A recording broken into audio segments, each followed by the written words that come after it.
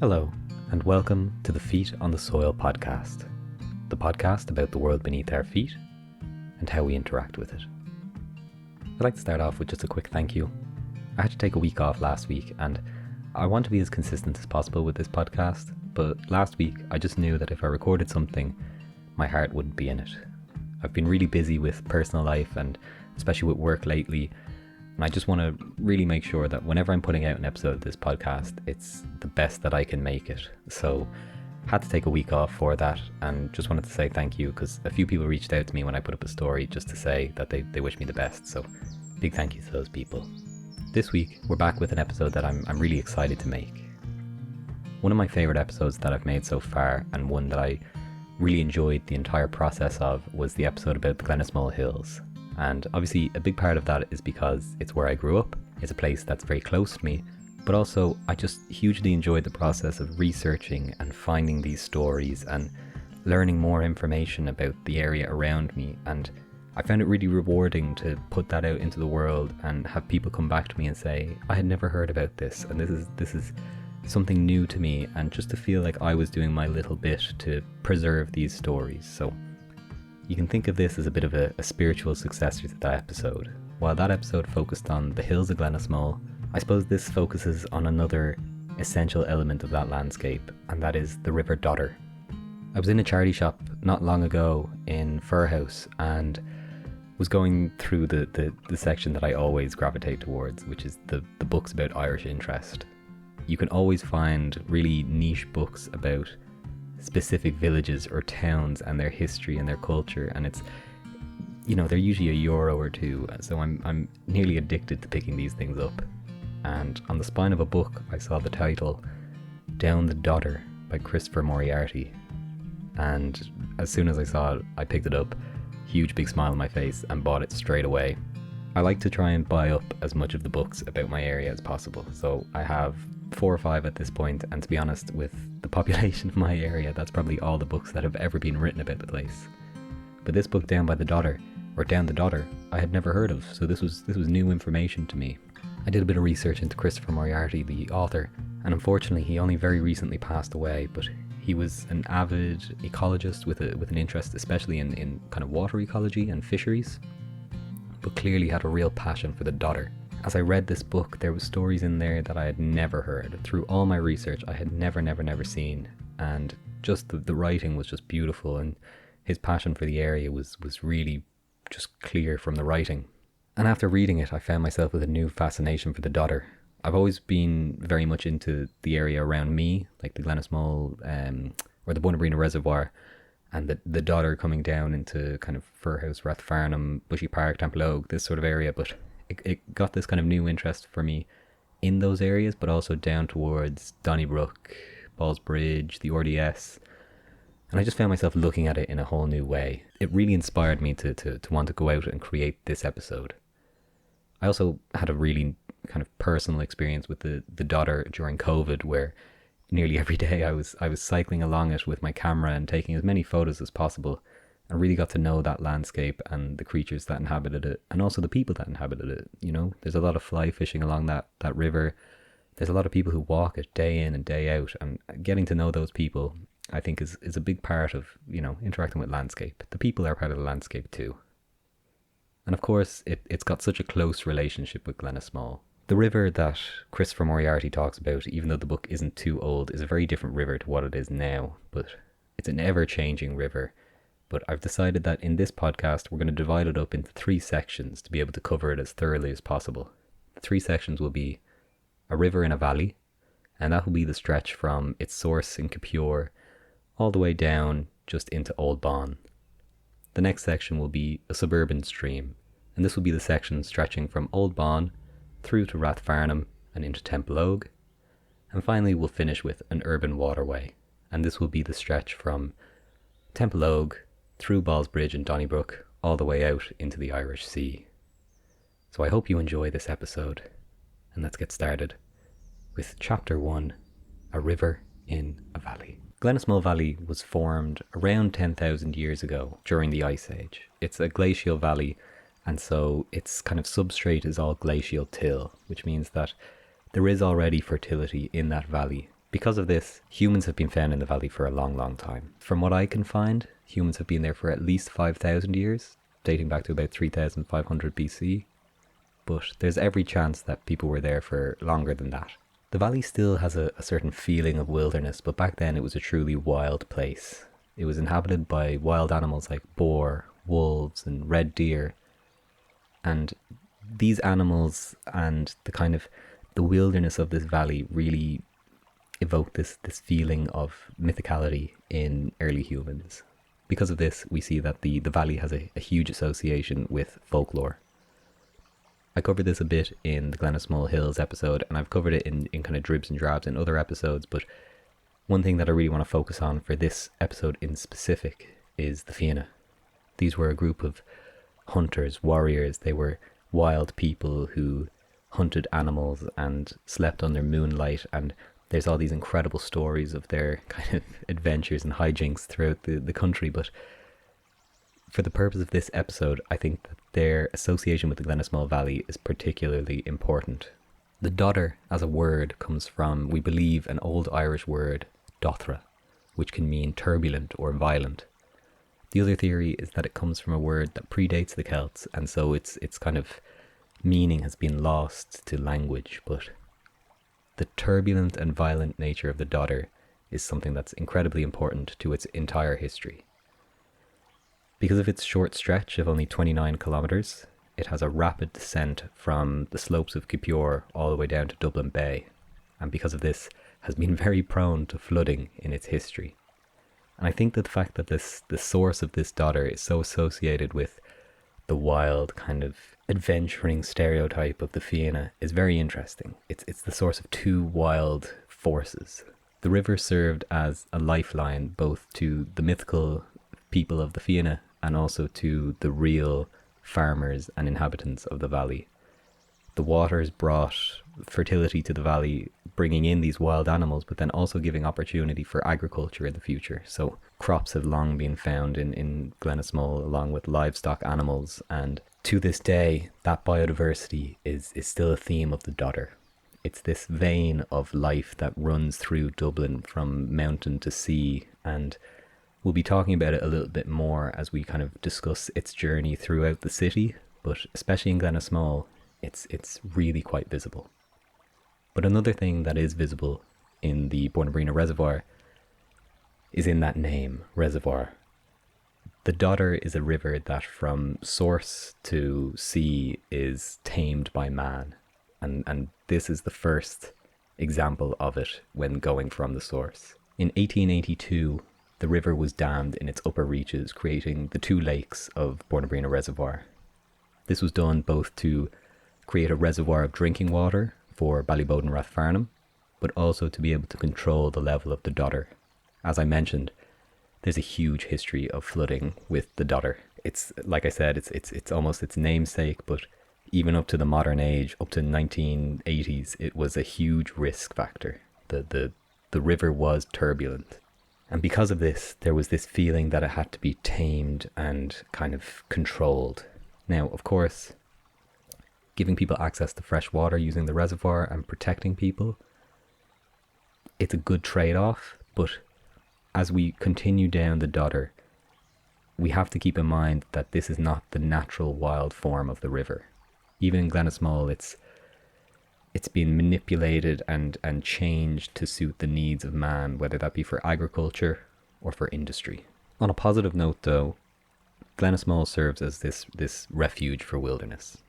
The entire length of the Dodder has a certain value for wilderness and for nature, but especially here you have otters, kingfishers, you have deer, badgers, foxes, hedgehogs, pine martens, red squirrel. Everything that's really of high nature value in Ireland can be found really in this area, alongside kind of rare habitats. So you have calcareous, orchid-rich fields, and you have bogland that's created by the heavy rainfall in the area and its height and aspect. It's such a hugely important area for native trees, for birds, for fish in the lake, and this is something that throughout its history has been of high importance. We've held on to the myths of the Fianna hunting in these areas because we can still see the remnants of it now. As I go for my walks and runs through the valley, when I see deer on the hillsides, I can't help but think of maybe the Fianna are in the forest just beyond, tracking the same deer that I'm seeing right now. It's this certain quality that is retained in that area, and I think that the river has a huge importance in that retention of memory. The reservoir itself is a gorgeous area. As much as it is man-made and it's not natural, the lakes have become this really important part of the valley, of the communities that are up there. Whether it be just for its aesthetic value, whether it be the fact that it brought employment into the area when it was being constructed, and it still brings employment into the area now with coffee shops popping up, and the whole area is kind of being more accepted as a recreational area and not just an area off to the side that's green on Google Maps. But what's really impressive about the Dodder is how quickly that can change. With just a couple minutes walking or driving down the river, you get to an entirely new landscape.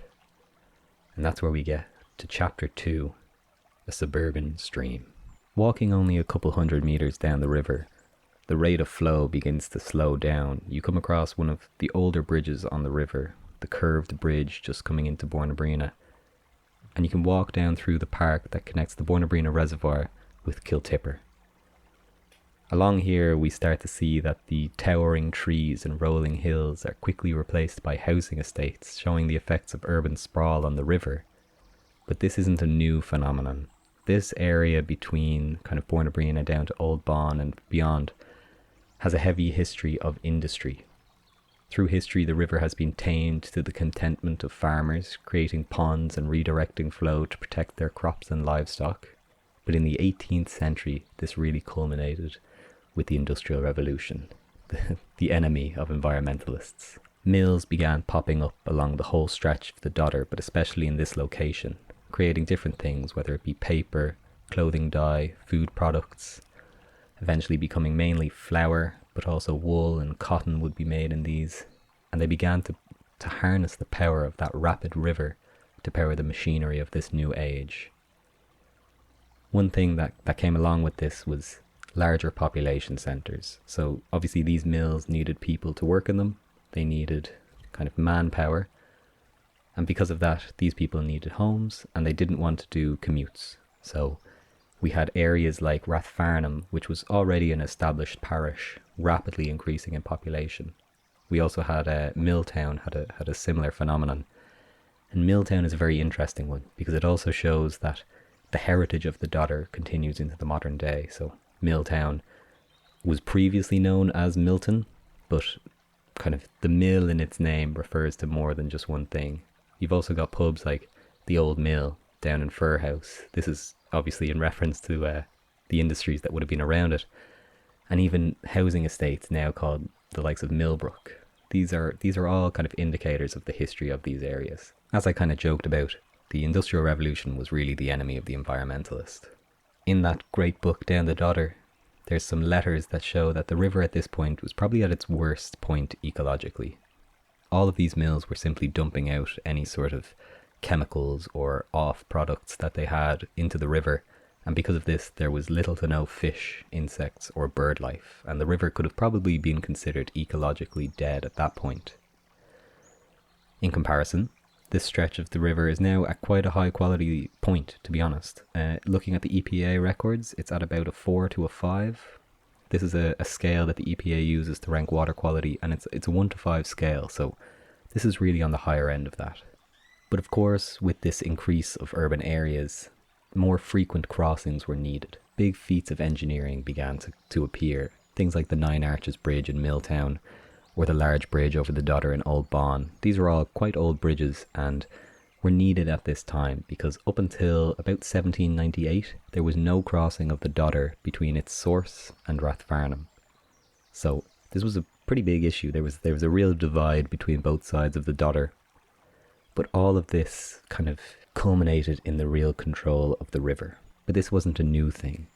The Firhouse Weir, which if you're local to it, definitely go see it. It's an incredible feat of engineering. This was built in about the 13th century. It's a large waterfall. These enormous limestone blocks create this beautiful cascading waterfall. But it shows that the history of this river is control. With this increase in population in these areas, though, we also began to see the river becoming a recreational use.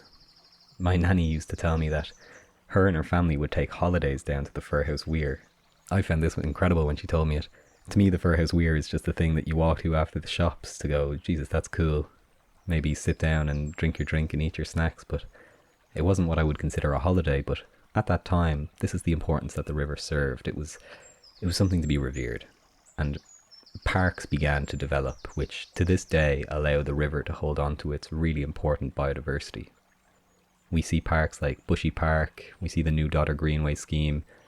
These are all areas which serve a big importance to humans. You know, it's a nice place to go for a walk. It keeps your health high. It's good for all sorts of things, whether it be your physical fitness of going out for a walk, your mental health when it comes to forest bathing, or even fly fishing in these areas brings a lot of relaxation to people. But it's just fantastic for nature. It's not too uncommon to find pictures online of people spotting kingfishers or otters in Bushy Park, an area that's literally like 15-minute drive from town. And this is a really unique aspect of the Dodder. For hundreds of meters of its stretch, it's in really good quality condition. It's not wild, it's not natural, but it's in good condition.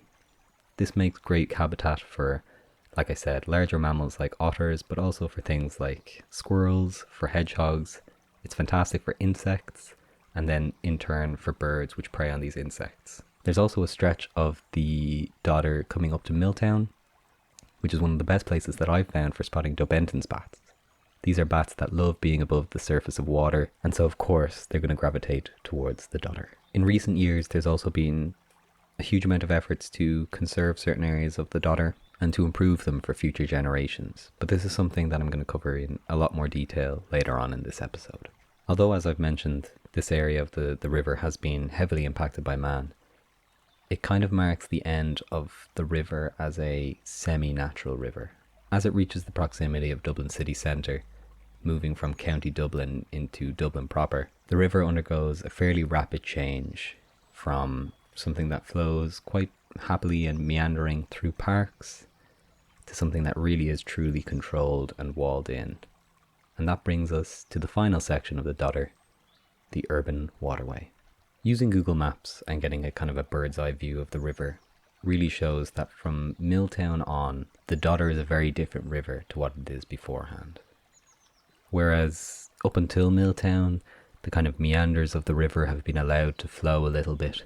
From this point on, large sections of completely straight river are visible, and very quickly it becomes more canal than river.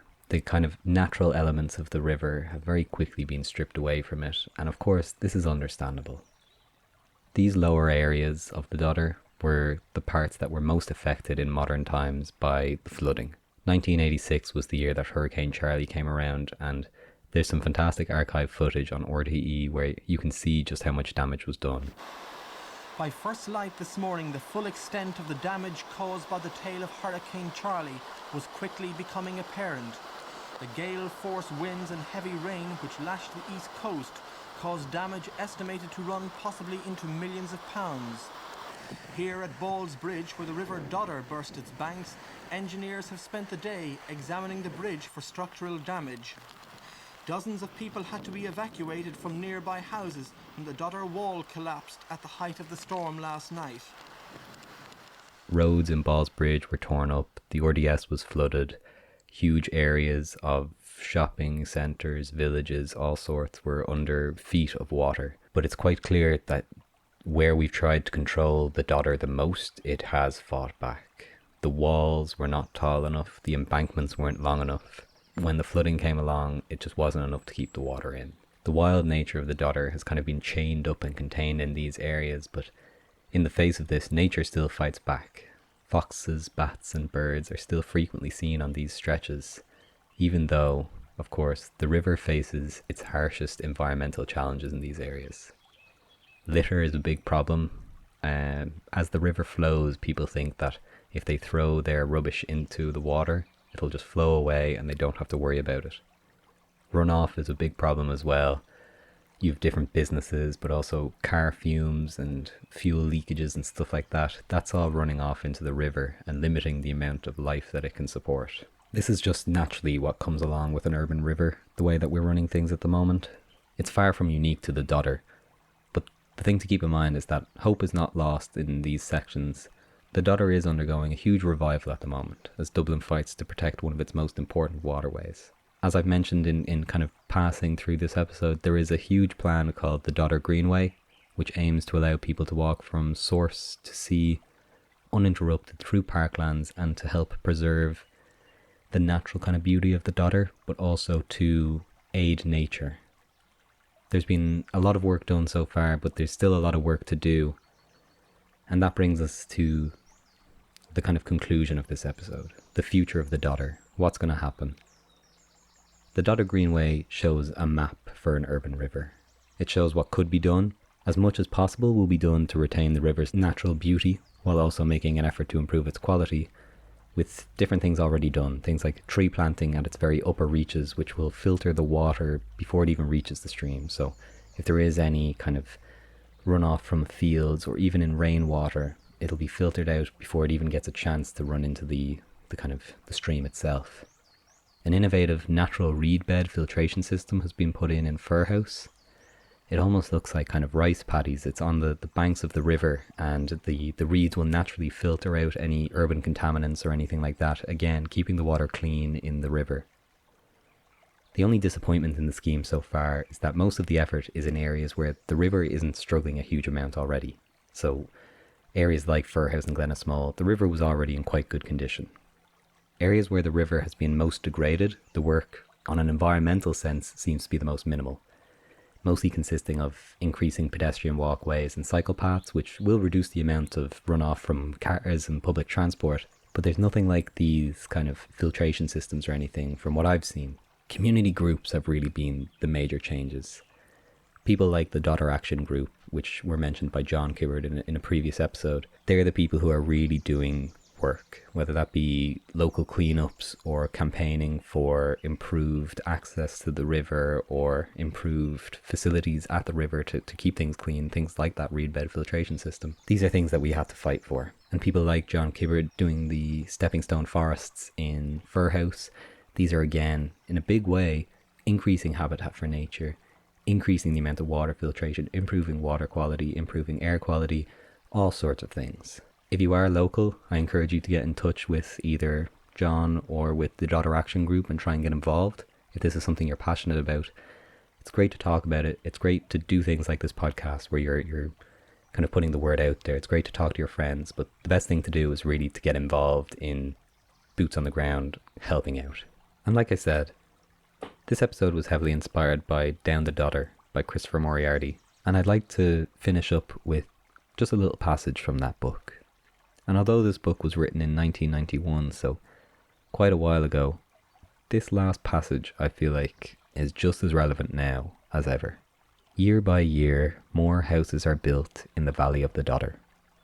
New generations of children come to play by its banks. The roads of the housing estates are grey and dusty. The valley green and refreshing, a place of peace. In heroic times, the Dodder thrilled to the hunt of the Fianna. Its floods killed the settlers of the 17th century. The industrialists of the 19th century nearly killed the river. Town planners, parks departments, and the plain people are bringing it back to glorious life. Thank you very much for listening, and try and get outside today.